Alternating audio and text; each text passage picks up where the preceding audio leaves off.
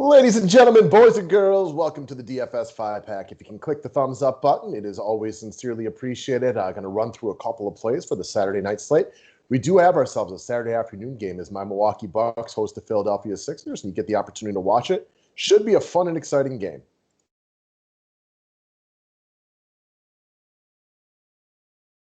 All right, guys. Hopefully everybody had a good night last night in the world of DFS. I never double-checked sits and scratches for baseball and left Bill Miller in my lineup, so not a good night over here. Hopefully you guys took all that money and won it for yourselves instead. So let's get into what we are looking at this evening. I do want to talk about our partners over at Jazz Sports. So if you're a sports bettor, I don't know where you do your betting right now. I would encourage you to give a look over to the guys at Jazz. The website is smooth. Same-day payouts. They've been in business for a long time. And we got a little promo going right now for anybody who makes a deposit today. This goes for people who have deposited before or brand new people. And essentially, if you use this promo code 5-Pack, you get a $20 free play if you make a deposit today. So even if you just make the minimum $50 deposit, you get 20 free bucks. If you want to make it bigger, great. I'll get you a free 5-Pack membership if you make that deposit. The more you deposit, the longer the membership is. So I would recommend giving them a whirl. We chose to partner with them. We like what they do. Got nice rollover bonuses and everything like that. So if for the sports bettors out there, give them a whirl today and let's get you some free money. All right, guys. Membership's available through the website. Subscribe to the station if you're new to it. So let's talk about the Houston Rockets tonight. So, nothing's working right here, right? No John Wall, no Eric Gordon, no Kevin Porter.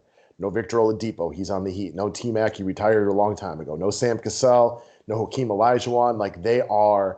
They're missing everybody that's going to play point guard. So Brooks at the point guard position at only 3,800 should see heavy run tonight. So if you look through his game log, nothing too impressive, right? He's been playing some good minutes. But I think the key here, and most of you guys probably know this at this point, in fact, I would say almost all of you, it's not that he's going to play more minutes. It's that his usage should go through the roof tonight. Without John Wall, without Kevin Porter, he's going to be the guy. He's got to initiate the offense. You might see Jayshawn Tate with the ball a little bit.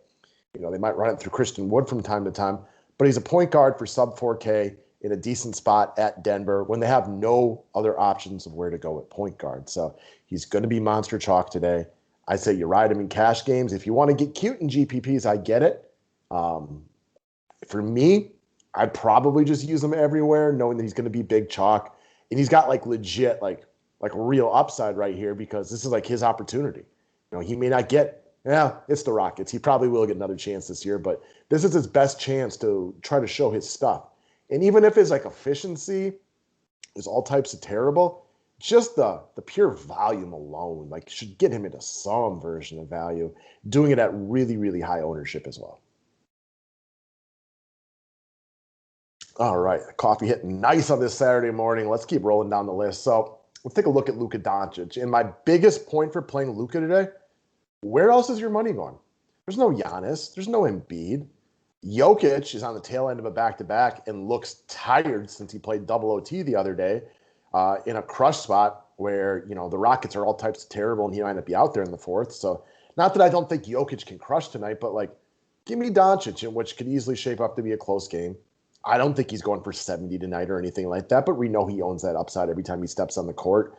He's looking healthier over the last week, and the DFS scores correlate. Honestly, though, Luka can get you 50 tonight. He could be the highest scoring guy on the slate.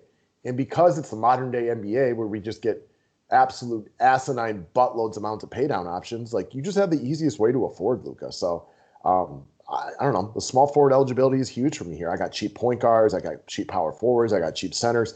I got cheap players everywhere. I can just slide Luka into my small forward position. And, the odds are at the end of the day, he's the highest scoring DFS guy. And if not the highest scoring, top 3, top 4, he just is an easy play today and I don't think it's the greatest slot since slight spread. The Lakers are still playing great defense. Even without AD and LeBron. I know AD's back today, but he's not going to play huge minutes. He didn't play huge minutes the other day. They're going to ease him back in. So this is all about the fact that our pay-up options are not great, but we got really cheap guys in the good spots to go off. It's disappointing to me that in the world of DFS, we can't utilize the mid-tier more often than we like to. I love the mid-tier build. I know a lot of you guys too, but it's just not the NBA world that we're playing in right now.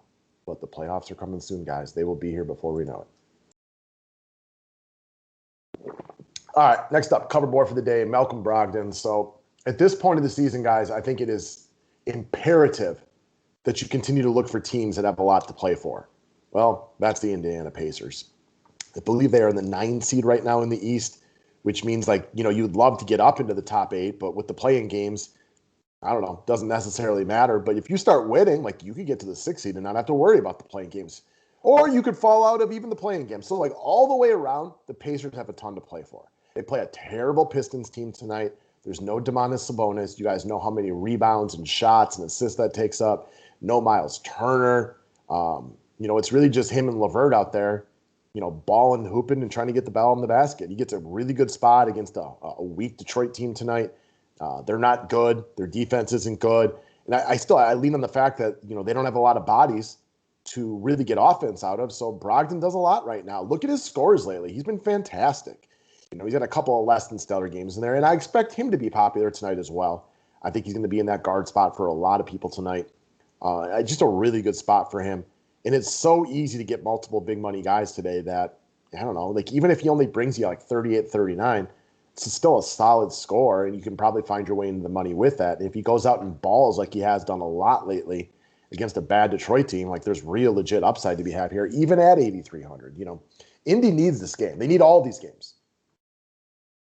Speaking of the Indiana Pacers, let's talk about a hero from the other night, OSHAE Brissett, who was nothing short of sensational. I forget what his DFS score. I want to say 52. Don't quote me on that. I could be way off. It was high, though, right? So as far as him being utilized today, his ownership will probably go up or down based on the availability of Doug McDermott and Goga. I think he's in play no matter what. But, of course, if Goga is out, it's just a better play, right? More minutes, more necessary. We know Miles Turner and Domantas Sabonis are out. And I think what's really, really important right now is they inked this kid to a 3-year deal. So, he's in their plans for the future. To what extent? Probably not going to be a lot of games where he's this important to them, where they need some size. He's still only 4,200. And if you watched the game the other day, man, he jumped off your TV screen. You wouldn't have thought this was kind of a no-name NBA player. You would have thought he was an all-star by the way that he played. He was fantastic. And am I calling for another 50 burger tonight? No, of course not. But he's only 4,200. If he gets you 25 here, you're good with it. He gets you 30, you're happy.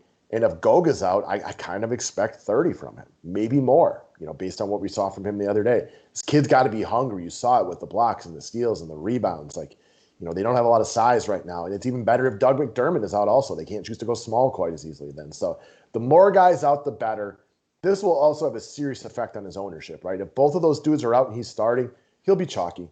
If both of those guys play and he's coming off the bench, he becomes a little bit more of a long shot, but I still think he's firmly in play at that point. All right, last up, Joe Ingles.